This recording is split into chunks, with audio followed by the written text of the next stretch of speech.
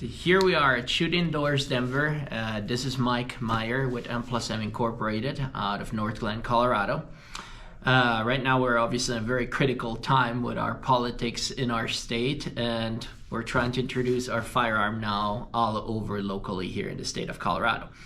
I wanted to show the features of the M10X rifle. This is the M10X Plus that we're producing 100% in our state.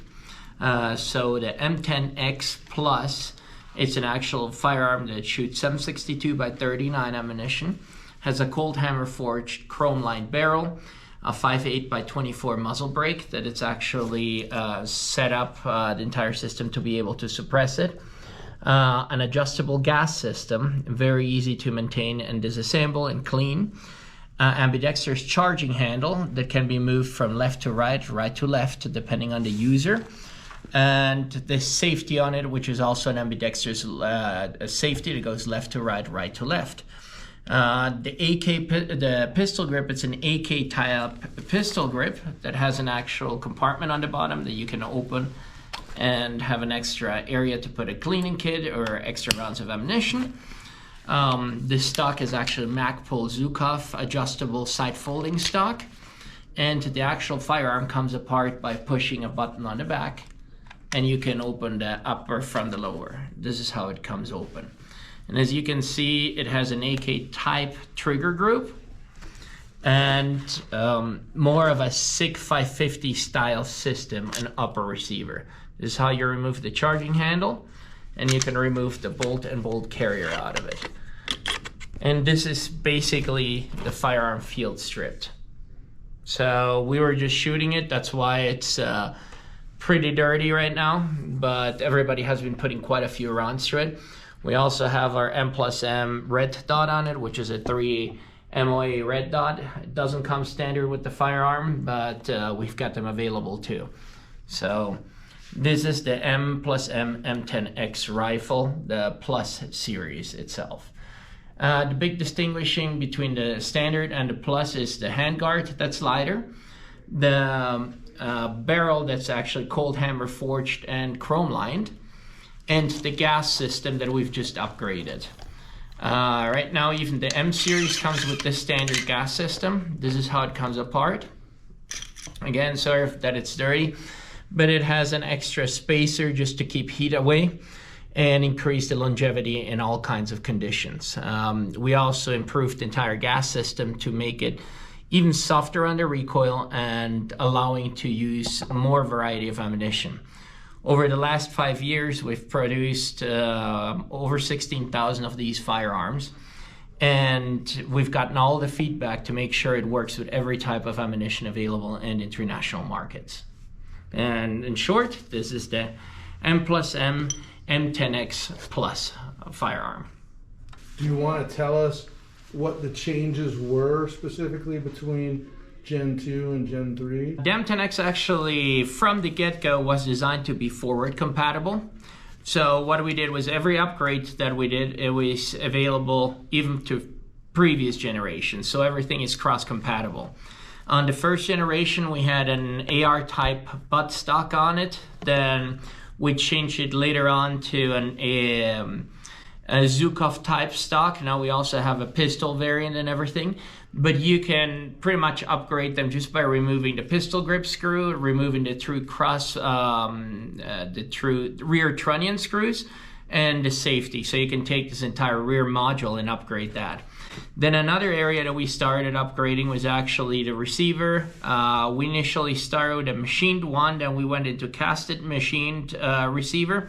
And now with the advancements in machining, we went with the billet, forged and casted receiver. So that was the changes that we did. Now all the M series and the Plus series, they all have the same receiver. It's super, super smooth. You can feel it. It's like butter itself. Then on the Plus series, what we did was a 5.8 by 24 muzzle tread, and the barrel that's actually cold hammer forged and chrome lined, made by one of the most prestigious European companies on the barrel side itself. We also made it a little bit lighter by having more cutouts on the system. We also did the front gas block. It also has some cutouts, making it lighter too.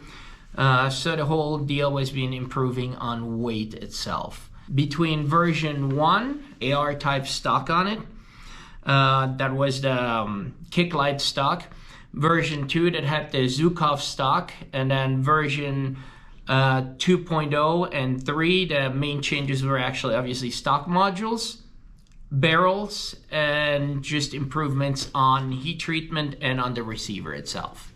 But everything has been forward compatible, so we still warranty and everything from the past, and you can still upgrade it with components from now and from the future too. So it was always made to be modular, and the more we know and the more information we have, we're integrating it to it. This is the version 3.0 pretty much of this firearm, and it has everything that we've learned over the past 7 years of manufacturing. So as I said, available currently is the M series and the Plus series, and they have all the same features that we learned of, just the outside cosmetics is different and the barrel is different. So Mike, I got a question for you. The rifle that we shot today, this very one that Amanda and this one you can see it. I know you're plenty dirty because we took you to the range first, and now we're talking about the gun after. But was that gun a new assemble, not test fired or anything? Was it something that you just made, or was this an existing? This was one that we just made. We test fire everything, so we always do a cycle test for functionality. That's why we're slightly already dirty. But it had 30 rounds of Gecko ammunition, 30 rounds of the Norma Tactical, and 30 rounds of Wolf ammunition. Wow. That's our standard procedure that we do. But I literally grabbed it from the rack, and I just threw in the red dot. Actually, you sighted it in record time. I've never seen somebody doing it that fast. I don't have a lot of time, Mike. So when it comes to zeroing, I was like, we got to get this done so we can actually see what it could do. And then I shot some pretty good groups with your rifle today. Yeah, as I said, but this is straight factory one. So. All right, well, that's good to know, because it's not like it's something that you knew ahead of time was in really good shape and you tested it. We literally took something that you freshly made and zeroed it and banged a bunch of rounds with it. And I don't think, Amanda, I don't even remember if there was a single malfunction today, which is obviously pretty darn good. Yeah. So. And 7.62x39 is definitely a challenge. I can tell you, it's probably one of the most challenging rifles to manage. Almost every single company that has started making in the United States, they've run into so many challenges. They're even calling me, it's like, how did you guys do this? And so on. Because we're one of the first ones really innovating in this entire area. And we finally, I say, we've mastered it with the Plus series and with the M series of the rifle. So when people have asked me about your rifle in the past, I've always said an AK meets a SIG 550 and they had a baby. That's well,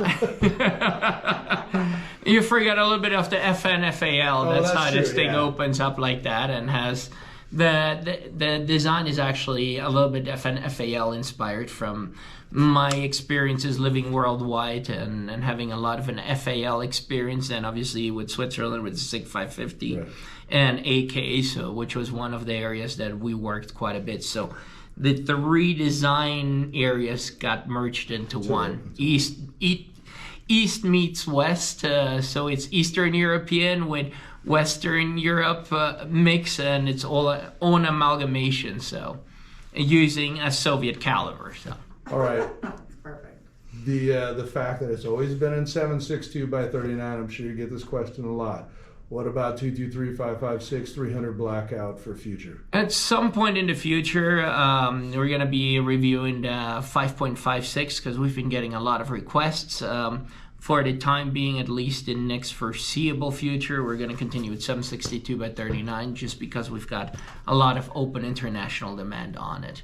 The interesting thing is just because of your gas system and the way it's all managed, I imagine that if you did this in 300 blackout with a can on it, it would be incredibly, even softer than some of the other platforms I shoot to. It is, yes. It would be super, super soft. Actually, this one's suppressed when you put a can on it. Yeah. It's unbelievable how smooth it is. And you were just earlier mentioning about the Surefire muzzle device. Yeah. One of our guys at the company just installed one on his own personal one, and he was saying, like, okay, I didn't think we could get any better, and it did kind of make it shooting just like butter. I mean, just so smooth. Yeah, you heard what I said today on the range, which was I felt like your trigger was already there. I mean, like I didn't really want to touch, from a competition perspective, I didn't want to touch anything with your trigger. Once we zeroed your red dot, the only thing I wanted to do was put an alternative muzzle device on to soften a little bit of the pushback. But I'm an owner. I think mine's either a Gen 1 or 2. You had a Gen 1. You were one of the first. I think I have a very old one. But this rifle feels just recoil impulse, the groupings that we shot and everything. It actually felt a lot better than the rifle that I have, that I currently own. But it's been 7 years of improving and building and getting feedback. That was the most important part, being in an international market. We had a lot of experience with ammunition that we, outside of our realm of testing, because we cannot use Chinese ammunition here in the United States, or some of the armor piercing rounds and all that stuff. So we were getting like, hey, it's maybe short cycling on this, or it's doing that. So we had to adjust tensions, change small little features, but it's just 1 degree change here changes everything everywhere else. It's just a typical thing in engineering that you make one tiny little change and then you have to go back and start doing changes everywhere. So what about running it with the subsonic 762x39? It runs actually with the subsonic 762x39. You need to use it in the most open gas port location. Okay. And in some cases, there is one subsonic that's very light itself. We can get you a different piston that has a little bit of, what is it called? Lower mass? Yeah, lower mass and lower tension on on the spring. Gotcha. But in most of it, we've been able to successfully run it, and we had to do for some contract actually even run it with blanks. So we had to do a muzzle device with a blank firing adapter, BFA. And we've been actually even successfully with the current gas system and everything, run it with blanks and everything. So, as I said, it's been years of improving, doing small changes and everything, getting it to this stage. But the nice thing is I can bring yours in and get it the same. Make it a Gen 3. Yeah. Because, the receivers itself, that was the most important part, was make it super, super easy, simple, and easy to forward upgrade. So. All right. So you're really not really stuck with first generation. You can almost pick and choose what you want to put together on that. No, it's definitely come a long way since the last time I shot mine. Good, glad to hear. I mean, well, I shot the group right today. I was the guy pulling the trigger, and I was like, well, damn, this thing's pretty. And then I started actually doing some offhand shooting with it, just some rapid stuff, and it shot good. Like I could hit stuff with it and quickly. So imagine if I actually practiced. Right? Well, we got to get you behind one of these, so that's for sure. All right. Thanks, Mike. No, thank you. Appreciate it. Awesome.